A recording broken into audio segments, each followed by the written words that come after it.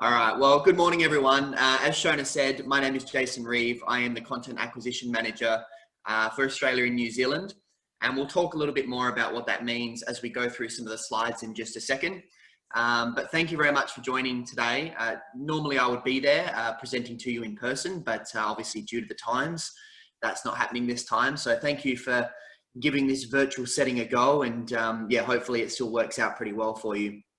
So the format of what we're doing today is we've got just shy of an hour and we're going to go through some slides. It is just an introduction to Ancestry. So the idea is that it's relatively simple and hopefully we've got some beginners in the room and I can help you out a little bit.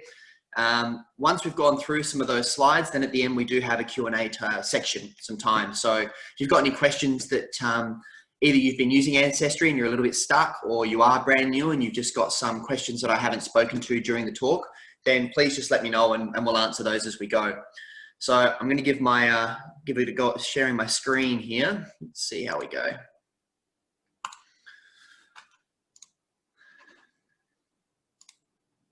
Okay, unless I hear otherwise, I'm going to assume that you can see that all. All right, so what are we going to talk about today? So first and foremost, we're going to talk about what Ancestry is. I'm going to assume by the fact that you're all in the room that you probably have a bit of a sense of what it is if you haven't used it already, but we will just touch on that. Then we're going to go into the Ancestry records and how we actually get some of those records, which is essentially what I do for my work. We're going to talk about searching on Ancestry, and this is really key when you're starting out in family history. And obviously we're going to be talking about Ancestry, but this kind of applies to any family history research that you're doing, because there are multiple websites out there. And if you want to be comprehensive with your family history research, it is good to visit a lot of those sites and actually do this searching on those sites. So some of the fundamental things that you'll see as we go through that particular section can be applied to any sort of searching that you're doing.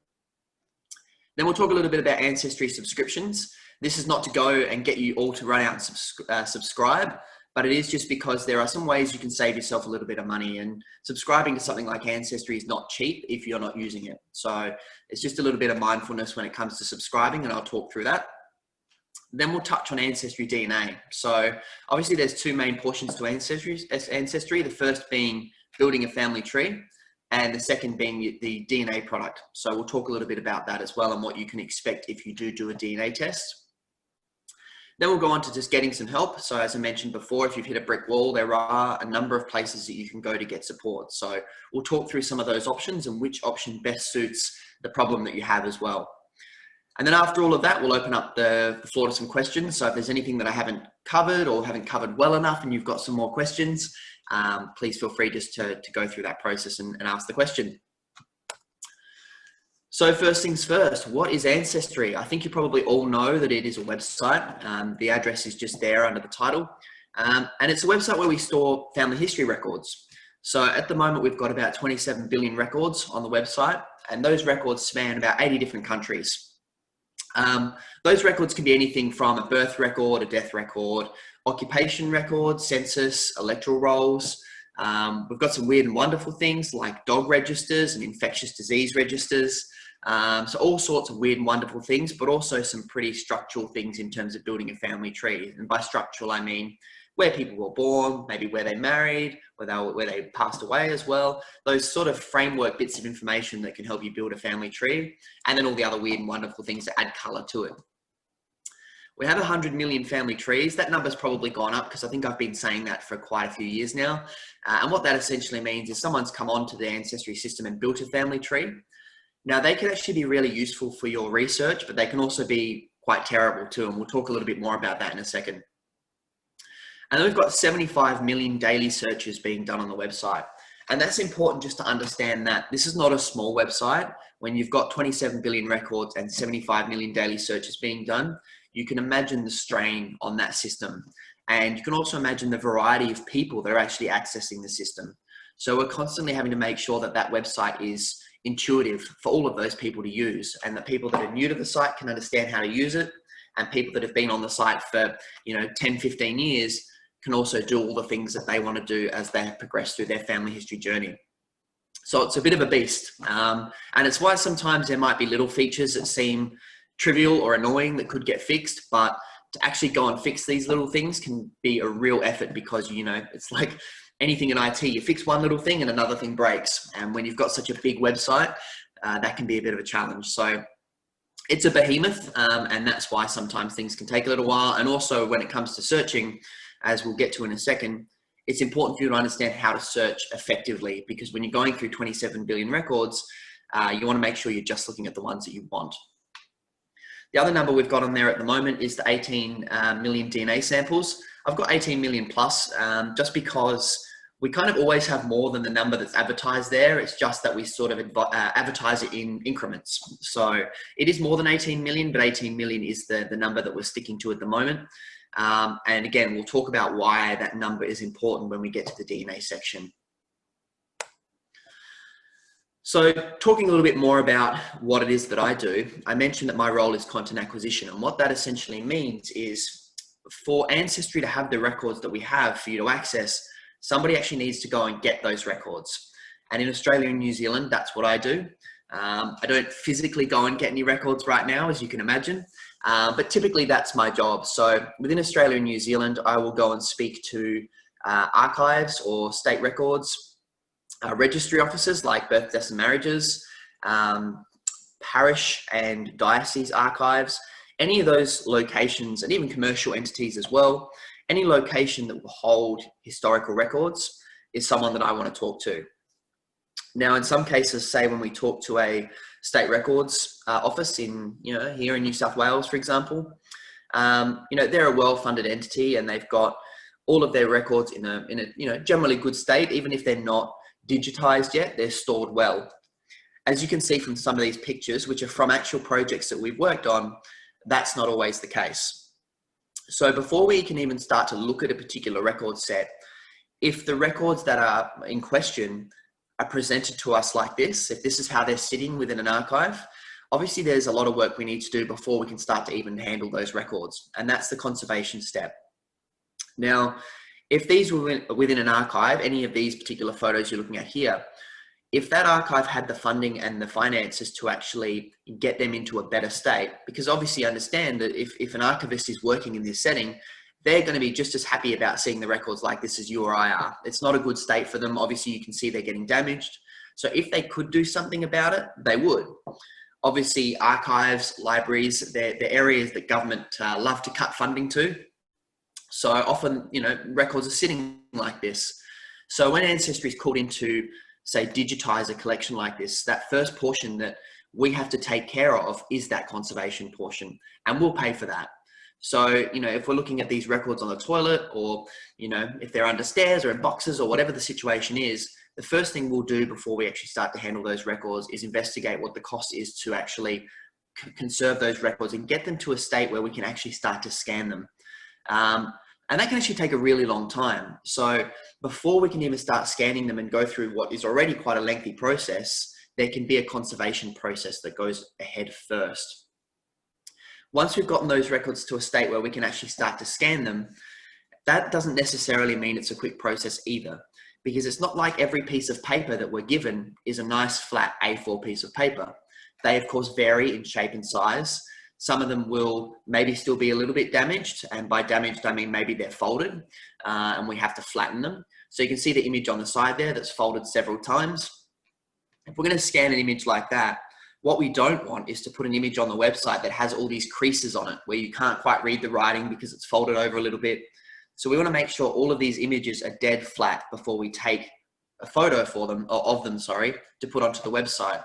Which means if we're looking at a collection like that on the side that are folded several times, we actually need to flatten each of those out, lay a sheet of glass on top of it for several days, if not more, until that document is flat before we can take an actual photo of it.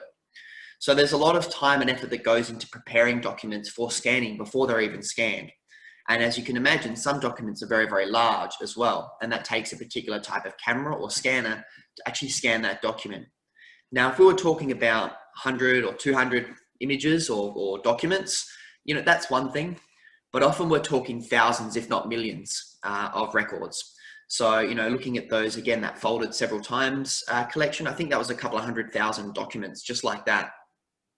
So it's a huge amount of work to actually go through and take the images of these documents in the first place. So at this stage, we've gone through a conservation phase potentially, which has taken or can take years even, depending on the collection itself. And then we go through this digitization step, which again can take several months, if not more. It obviously depends on the size of the collection, but at the end of the day, it takes a lot of time.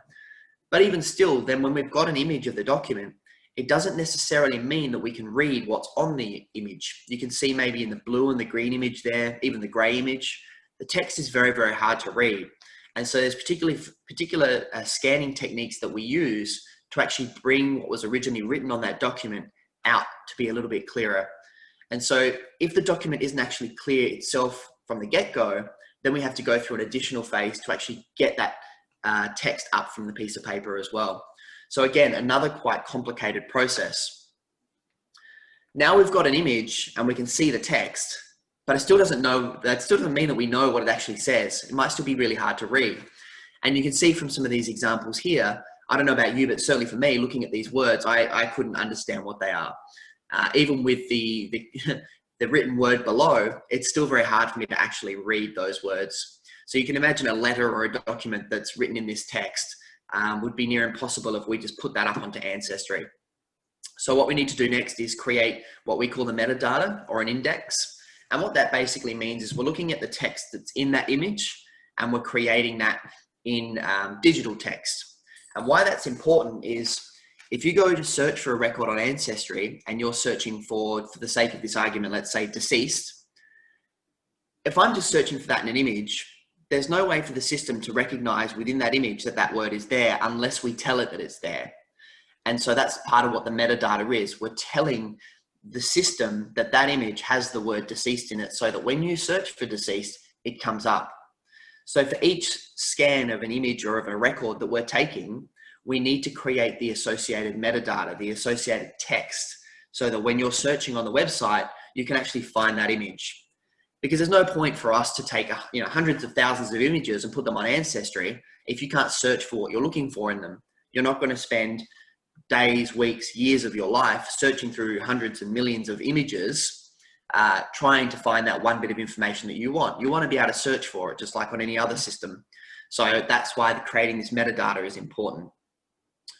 So quite a lengthy process, and this is important to note because if I have an archive contact me today and say, we have this collection, let's just say it's 1 million records and it's in original format, it's in books or pieces of paper, and we would like it to be digitized and for it to go up onto Ancestry.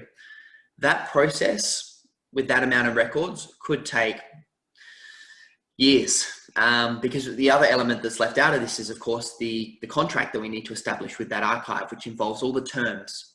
Because Ancestry doesn't own these records, we actually license them from the archive for a period of time.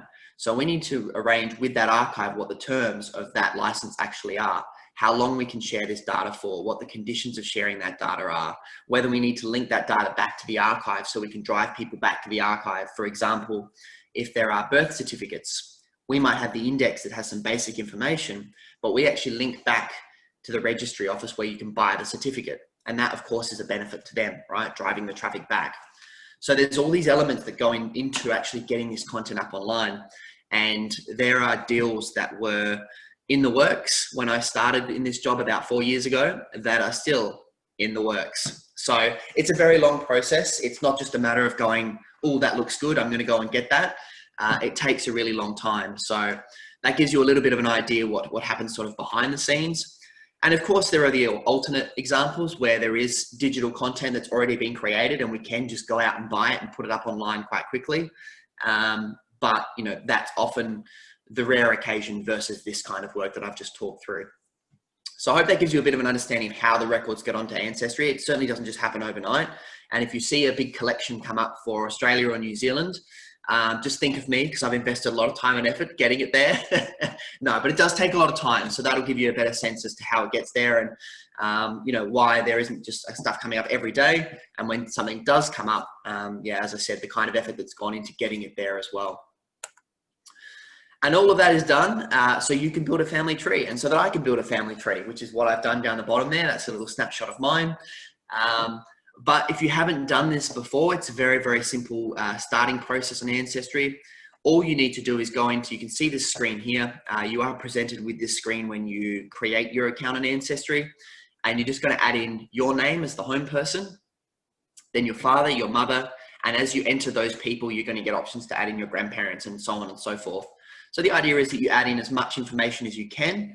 If you can add in your grandparents, or even better, your great-grandparents, that's going to help you quite a lot, because due to privacy, there's a lot of, there's a bit of a gap, I suppose, in sort of my generation and your generation, so living generations, because having data on living people is a bit tricky. So if you can add in at least your grandparents or your great-grandparents, that's going to connect you through to where we have the bulk of records. So it's going to improve your experience a lot. So if you're not sure of those people yourself, and you can, ask your parents or ask your grandparents if they're around. That's probably more for someone like me, who's a little bit younger. No offense anybody, but I know for a lot of people that asking grandparents or even asking parents can be a challenge. So, you know, if you've got that opportunity, certainly take advantage of it as soon as you can.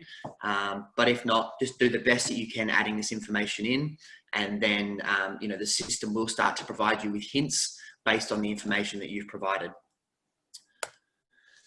Once you have created an account on Ancestry, this will be the home screen that you land on. It's quite a busy page if you're not familiar with what a lot of these things are, but they are just links to take you around to different collections or areas of the website.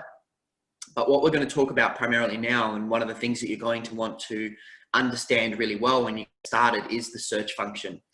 Because as I mentioned before, with 27 billion records, if you go into that search function and you put John Smith, you're going to have a very, very long, boring night.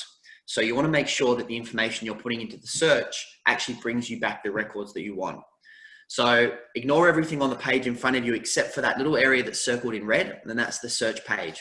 So if you click on that, you're presented with this general search.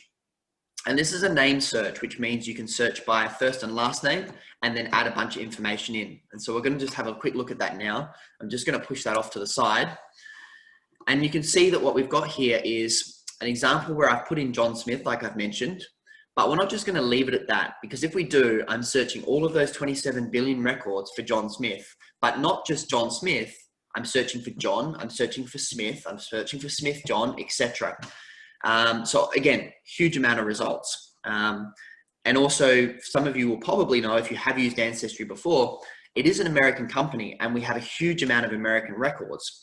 And so what that means is if you don't put anything into the system saying where you want your search to happen, you're going to get American records, which is a frustration for a lot of people. So I'll talk to how we can fix that in a second.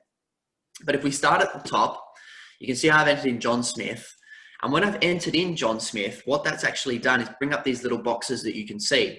Now, I've just duplicated the box there for the sake of this slide, but each box will come up as you're actually typing in the name. So for John, you'll see that box that pops up underneath. It's giving me the exact and, sounds like, similar, or initials options.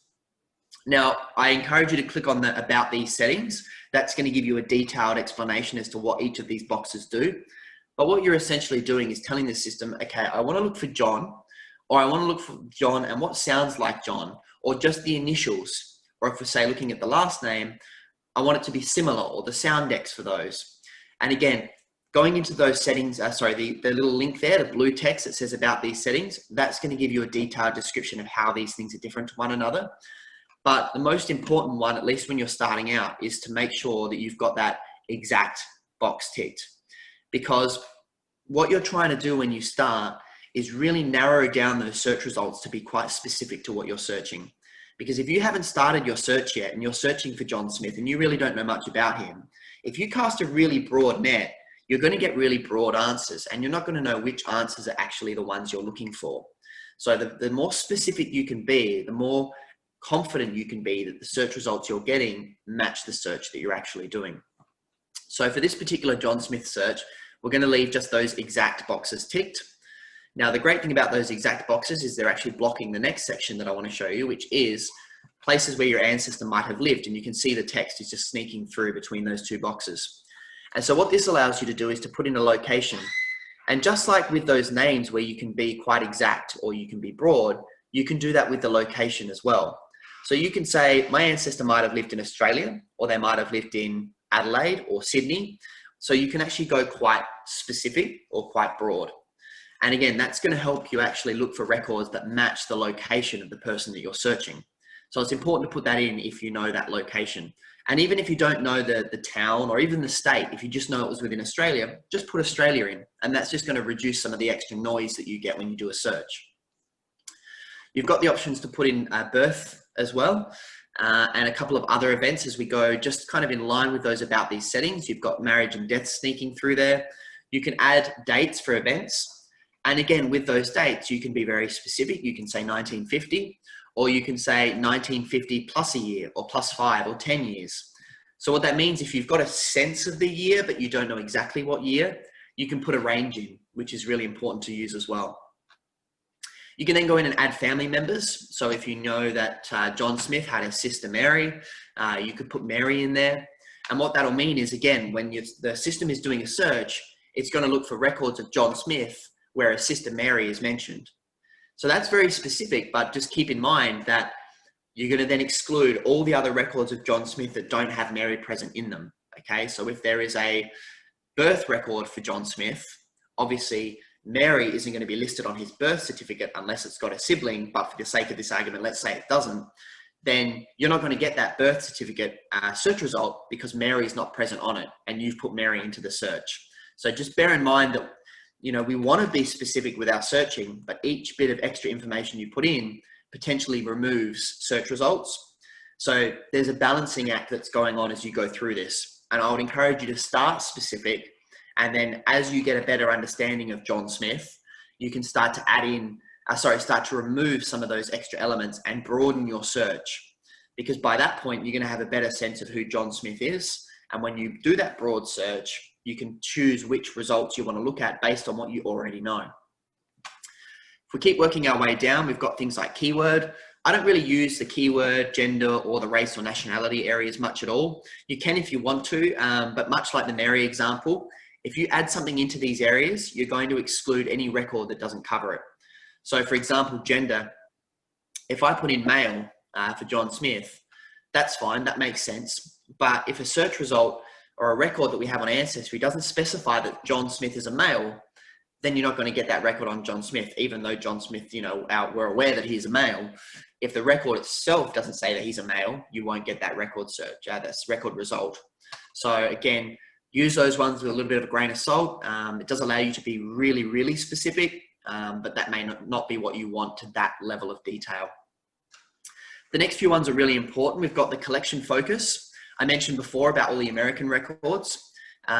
If you change this collection focus to another country, in particular Australia or New Zealand, what that's going to allow is for your search result just to focus on those collections, which of course is important if you want to filter out all the American records. One thing to note is if there is, for example, an immigration record and you've got it going from Australia to America or either or, then that record set is still going to come up, even if it's created in America, just because it has that connection to Australia. So if you do that search with the collection focus on and a record from America comes up, don't throw your hands in the air just yet. Have a look. It's probably because it's linked to Australia in some way. So the idea is that it's just focusing on things relevant to Australia or to New Zealand or to any other country that you put into that box. And therefore that should limit the amount of collections that you're getting and limit the amount of irrelevant noise that you're getting in your search results. Then looking at the little tick boxes at the bottom, you can see within my example here, I've only got one box ticked, and that's the historical records. This is important because when, again, you're doing your search, if I've got all of those boxes ticked and I'm doing a search for John Smith and I know nothing about him yet, I'm only just starting my searching, I don't really want other people's family trees or stories or publications or photos or maps. They're all kind of just a lot of noise. In particular, the family trees, because if I've got two family trees being served up to me as a search result, both have John Smith, and one says he was born in 1950 and one says he was born in 1955, if I'm just starting my research, how do I know which one's right or which one's wrong? And if they both then have a sister Mary, okay, that's okay, well, they're similar, but there's two different birth dates and I can't tell which is which. So family trees are great for finding information that maybe somebody else has that you don't, but they can be full of errors. And the biggest mistake that people make when they're starting their family history research is looking at people's family trees when they do a search and they see John Smith in a family tree and they see all the siblings listed there and dates, and they copy it all because they think that's great, there's all the information. What they don't realize is there's another 100,000 family trees with John Smith in it, and they all say something different. So family trees are really good for finding bits and pieces, but you can't just take them as gospel. You need to actually look at them, and you need to have enough knowledge of your ancestor yourself to know what's wrong and what's right. And that way, if you see a family tree served up to you as a search result and it's looking all correct based on what you know, and it has some additional data that you don't have, that's a great hint for you to pursue. And you still want to verify that and check it, but you don't just want to follow a family tree based on the fact that it's there on the Ancestry system, because that person might not have checked their sources either. They might have just copied somebody else, and that misinformation is just being replicated. So make sure if you're going to use family trees as a search result, you're doing it when you know enough about your ancestor to be able to pick what's right and what's wrong in somebody else's family tree. So for the sake of this initial searching on John Smith, all I'm going to leave is that historical records box ticked. And what that means is the search results that I get when I do this search for John Smith are just historical records that have come from, archives or those sorts of locations. So they're not somebody else's just created bit of information. This is a historical record. Now, keep in mind, that doesn't mean it's going to be right, okay? Because it was still created by human hands. So every piece of family history information that you touch, you want to be able to verify. And what that means is you might just have 2 or 3 pieces of information that say the same thing. But the more bits of information you can have that suggest the same answer, the more confident you can be in your family history research. And I would encourage you to start off very carefully and verifying each bit of information you get before just exploding your family tree out. Because if you do explode that family tree out and copy other people's information and build it really quickly, what you'll find is 1 or 2 things will happen. You will become disinterested in your family tree because there's so much there and you don't actually really know if any of it's right, that it just becomes too hard to deal with. Or you'll realize that you should have been more careful verifying that information when you started. And now, because the tree is so big, it's a task that's just too big to handle. And so you'll start again, which is what I did. What I think a lot of people do, because they build this big family tree where they've copied everyone's information. And for a moment, it's great because here it is in front of you, this great family tree that you've built overnight. But then eventually you realize that actually you don't know that any of it's true. And in fact, if you're like me and you show it to your grandparents, they tear holes in it savagely. So you start again.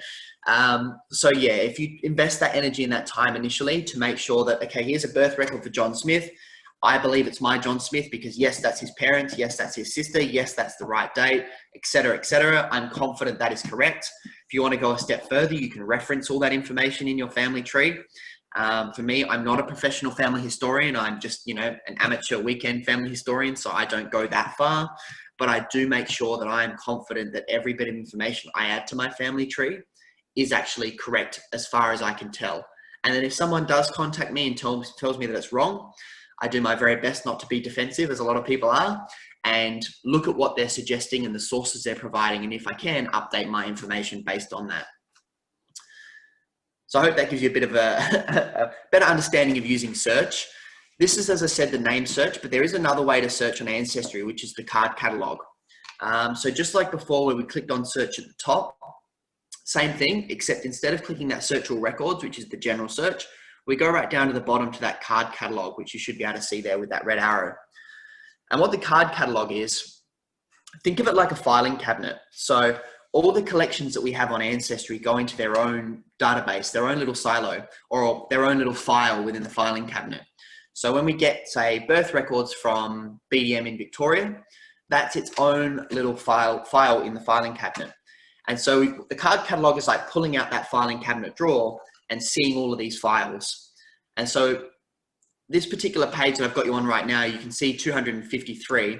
I think that's just looking at, I think that's just looking at Australia, because you can see on the left-hand side there, I've got records from Australia box ticked.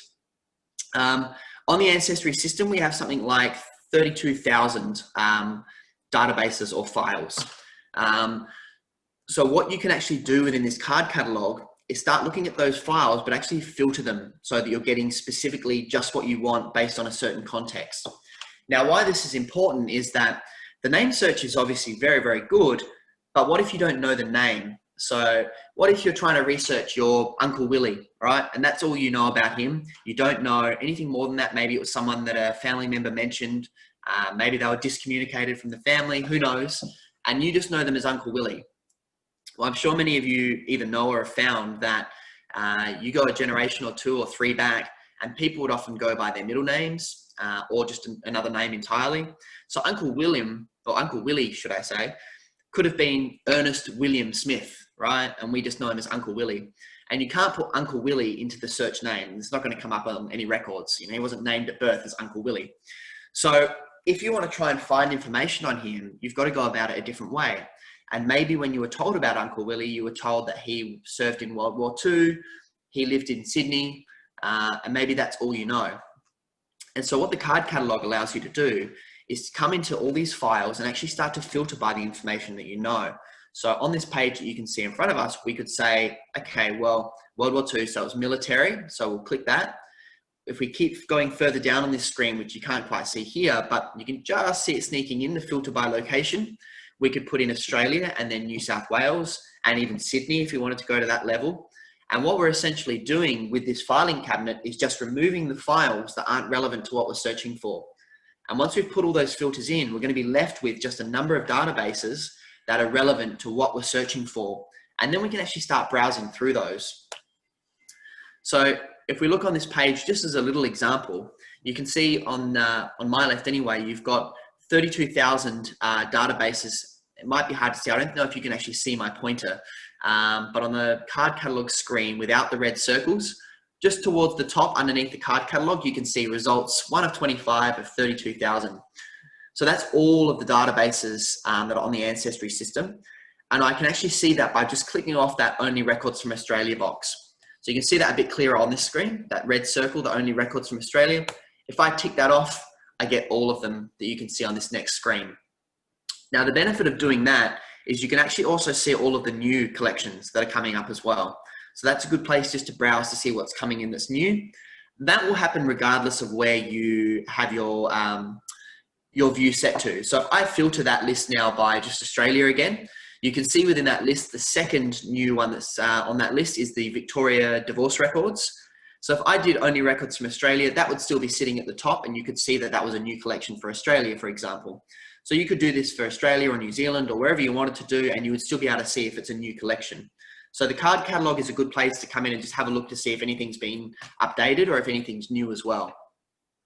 But if we go to that next image on the side there and we take these 32,000 files or databases and we actually filter them by the United Kingdom and Scotland, as I've done in that example, you can see we've gone from 32,000 to 511 databases. So this is a really good way to look at what collections we have. And I get asked from time to time, you know, do you have this collection or do you have that collection? This is a great way just to come in and have a look and see for yourself what we do have. But if you've got a particular context that you're searching within, so for example, I've got an ancestor that was a convict in New South Wales. If I want to search for records that might not be coming up from a name search, maybe his name was transcribed incorrectly or, you know, something to that effect. Or, you know, maybe his name on a document from the 1830s was J. Keys and I'm searching for John Keys and it's not coming up. Coming into the card catalog would allow me to put in all those filters. So I could put in, what are we looking for here? So convict, criminal, land and wills is one of the filters there in the collection filter. I could put in Australia, I could put in New South Wales, I could put the date range in as the 1830s. And what I'm going to get left with from memory is just several convict collections from that time in Australia. And I could then browse through them manually if I wanted to see if there's any mention of my ancestor that might not have been captured in that metadata that we talked about before, for whatever reason, okay? Because his name was written incorrectly or transcribed incorrectly, but he is there. So it's a way for you to come and double check collections that are relevant to what you're searching for that for some reason might not be surfacing in the name search as well. When you've got something like 27 billion records and you know you're dealing with historical stuff where, you know, names might have been written down before that were just, you know, phonetic. They heard someone say the name and somebody else wrote it down and they couldn't read or write all that well. You know, there are going to be errors in transcription, errors in what was written down in the first place, and all sorts of things like that. So it does, it is to your benefit to come in here and have a look and browse through some of those collections and see if maybe there's been something that's missed in the name search.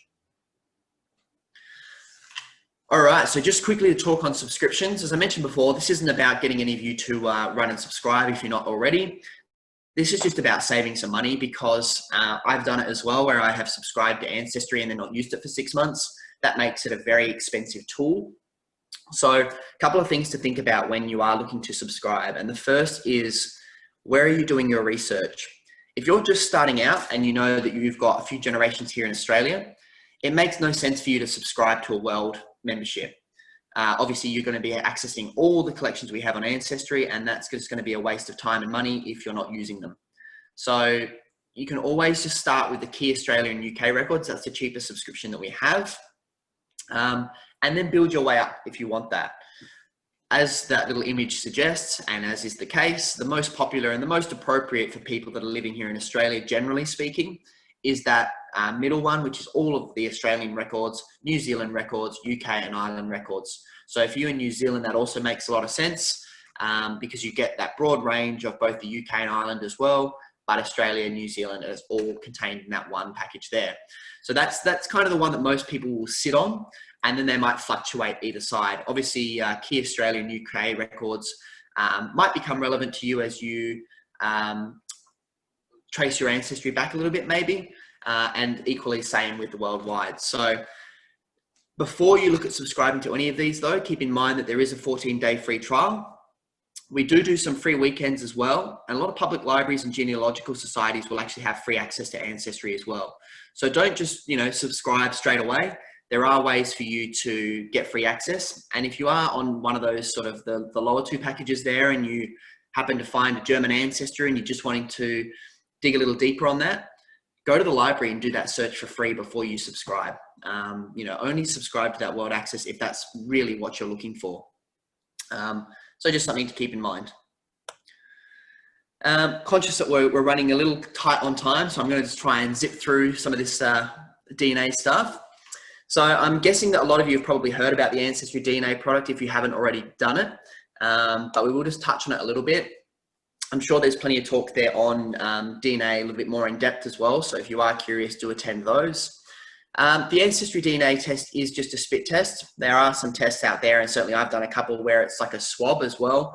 But it is just a saliva test. There's no blood, nothing like that. And basically all you do is, it's a kit that's ordered online. It gets posted out to you. And then all you're doing is spitting into a little tube. And when you spit into that tube, what's happening is the cheek cells are going in with your saliva, and that's what we're actually analyzing when we look at these samples that you send in. Why would you do an Ancestry DNA test, and what is it? It's a genetic test, and what it's basically doing is looking at two things. It's looking at your ethnicity. So where in the world does your genetic material come from? Which is a snapshot in time, okay? So that can change rapidly depending on your parents, and then obviously as you have children, that DNA profile can change. It's different between you and your siblings as well. A lot of people will think that the DNA is the same between yourself and your siblings, but whilst you might have the same parents, of course, the DNA that you get from your parents is varied. We only get 50% of our DNA from each parent, but what 50% you get of their 100, of course, is random. So your siblings can have different DNA. So the DNA test is going to show you where your genetic material comes from around the world. And when this started, we had about 25 different regions from around the world that you could be assigned to. We now have over 1,000. So it's getting much more specific with time, which is great, because you can get a much better idea of where your genetic material comes from. And, for me personally, this is kind of the fun part of the DNA test. It's nice to kind of see that.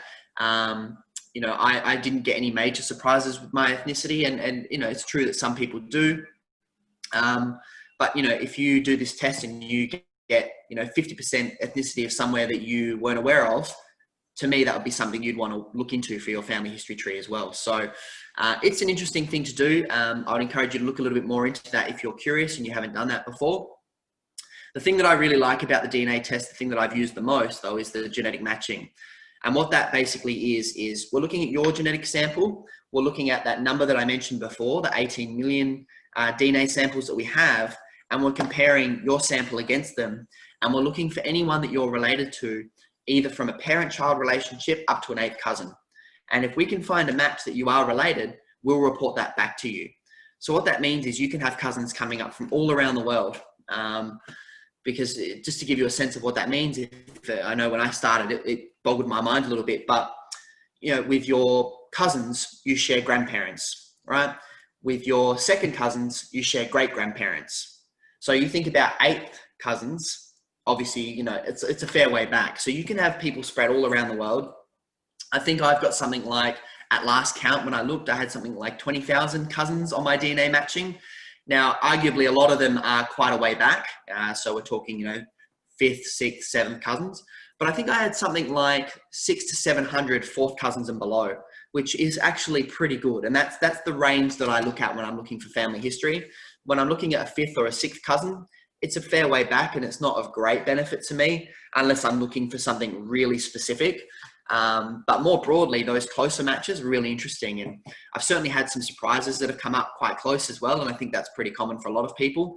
Luckily, mum was mum and dad was dad. Well, I'd be really concerned if mum wasn't mum, but dad was dad, which, this is kind of the other side to the DNA test is, we can have a chuckle about the idea of someone doing a DNA test and dad not coming up as dad, but it does happen. And that can be a huge impact on someone's life. So whilst the DNA kit is easy to buy, easy to do, great to get your results, and the ethnicity's, good fun and everything, bear in mind that there can be some confronting information that comes out of a DNA test too. And the information that you're accessing is yours, it's your genetic material, but at the same time, you're finding out information about your parents too. And so you need to be really careful and really mindful of the information that you're going to receive. And if you do receive something unexpected, then how are you going to go about dealing with that? Whether you're going to talk to that person or keep it to yourself. And these are things that you probably want to think about before you do the DNA test. So that's another whole topic in itself. But certainly from a family history perspective, connecting to all of these cousins around the world is a pretty great thing because of course you're all building your family trees, and simply by connecting to one another, you can share the information that you have, maybe share photos that one or both of you didn't have. So it's a great way to connect. And, when I started doing my family history before the DNA product was there, I was exploring a family line that we'd sort of been disconnected from. And it took about a year to actually connect to a living person in that family through all of this, backwards tracing through Facebook and obituaries and all of this work to just find one living person that, now they pop up on my DNA test all the time. So it's a really handy tool for connecting yourself to other family members. Once you've actually sent that test off, this is the landing page that you will become familiar with. So you can see along that top menu bar again, where we were clicking search before, all I've done is click the DNA page, and you can see it's presenting me with these 3 bits of information: the DNA story, the DNA matches, and through lines. I'm not talking much about through lines today, but that's certainly a good thing to use. We're just focusing on the ethnicity estimate and the DNA matches. And again, I'm trying to just speed this up a little bit because I'm conscious we are running out of time. So I'm sorry if I'm talking quickly, but I do want to leave some time for questions at the end. So I'm just going to rock it on. I mentioned before, we've got about 1,000 different regions that you can be matched to with the ethnicity test. In fact, I've left the old number on there of 16 million. As I said, we're up to 18 million samples now. And the more samples that we get, the better this information is getting. So at the moment, just as an example, Ireland and Scotland as a ethnicity result are still combined. I have both of those ethnicities within my family history. And so I'd really like those two to be separated out so I could get a sense of, which way I tend to sit more on, but it's not there yet. So we need more data before we can split those ones out, but many other areas of the world we have been able to split out, and that's what this process is. Going from 25 to 1,000, we've continued to split out these big bubbles and make smaller regions. So this is my result that you can see here. I haven't included the text of the information, but you can see those colored bubbles are the areas that I am from. And, your ethnicity result will obviously vary based on where you're from as well. Here you go. So now you can see my text. you can see those areas that have been coloured for me. Very typical Caucasian Australian search ethnicity result. If you look at my friend here, who's American with Cuban and Colombian parents, you can see that they're much more colourful, much more interesting. So you might be boring like me, or you might be very interesting like this person. That's up to your ethnicity and up to your history. As I mentioned, the DNA matches, this just gives you a bit of a view as to how that looks. There's a whole bunch of features that you can use within this area to filter and to categorize all your matches. But just for the sake of today, you can see that this is the list, and you would get a similar list if you had done the DNA test. I've tested a lot of people in my family, so you can see I've got my parents here, my brother, and then a whole bunch of close family.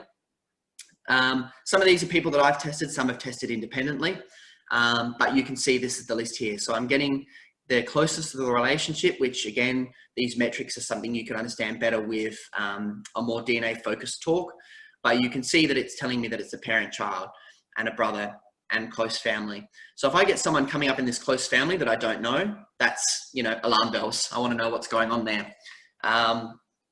But yeah, you can add in notes, you can do all sorts of stuff in this area. So again, if you have done a DNA test and you're not too familiar with using all the tools in here, I'd encourage you to go to a DNA talk.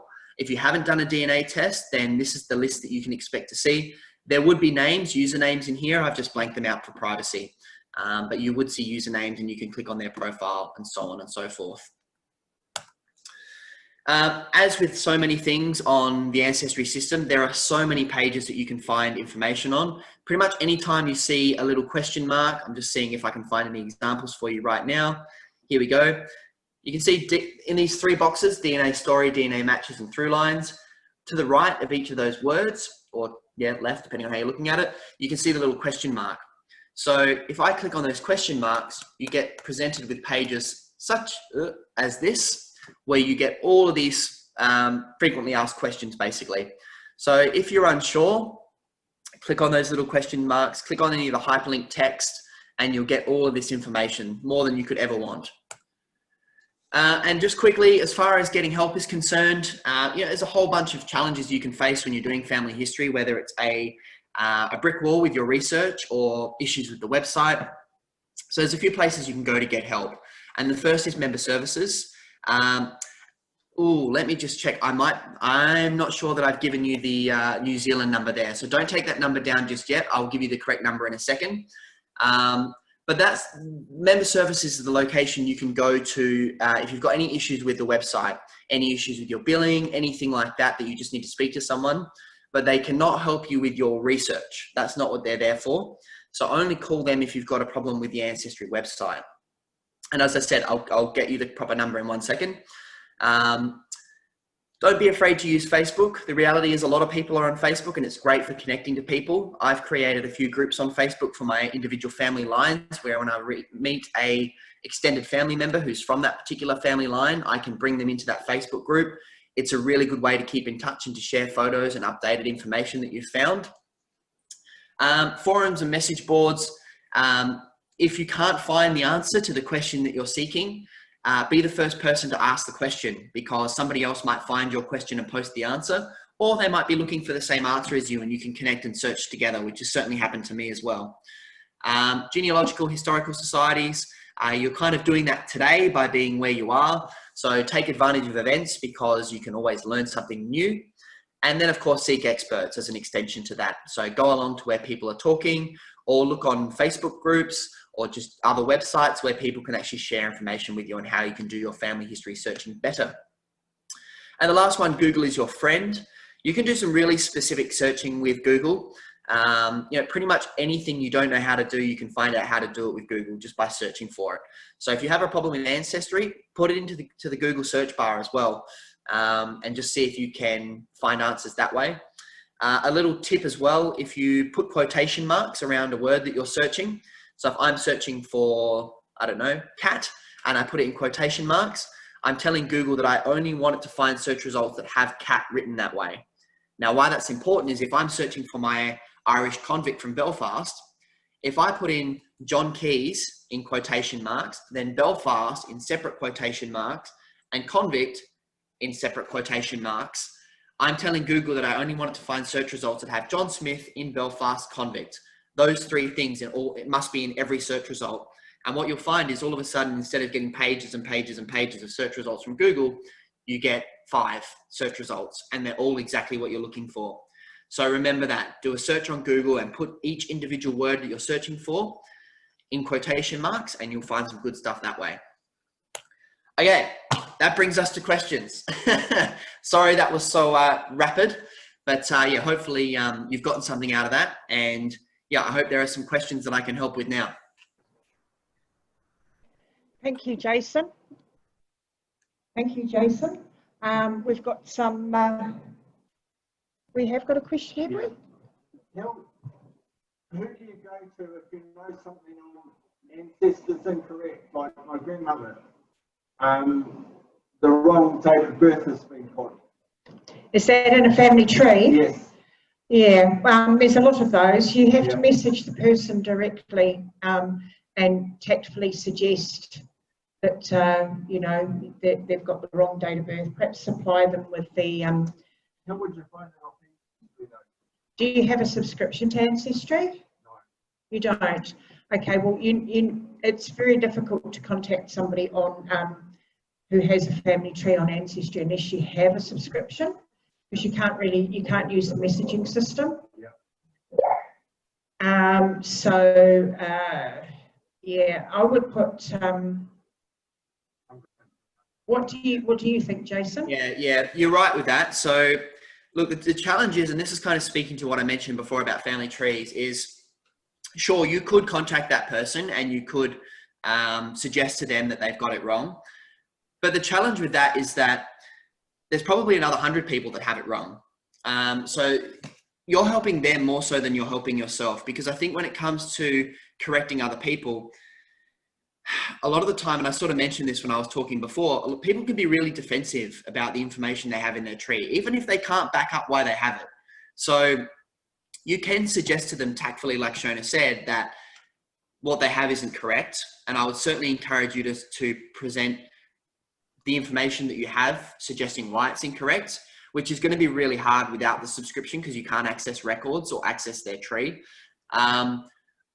But what I'd be more concerned about or more focused on is making sure that your information is correct, because kind of trying to make sure that everybody else that has your ancestor in their tree has the information correct is going to be a job that you'll never stop, because even though you fix this one person, somebody else might sign up tomorrow and make the same mistake, right? So, you know, yeah, it is a good thing to do and you are helping them, but you might find you get pushback from them.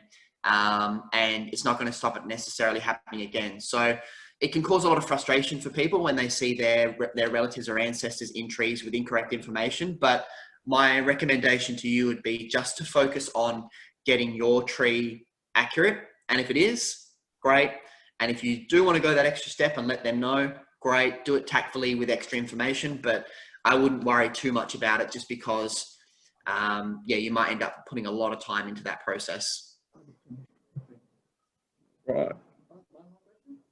No, I'm sorry, we haven't really more. I've got to go straight to another connection. All right. No, that's fine. Well, thank you, everyone. I know that we've got the wonderful Michelle and Fiona at the Ancestry table there. So if you've got any more questions around Ancestry, please just go and speak to them. They are absolute wealths of information. So yeah, any questions, feel free to go to them.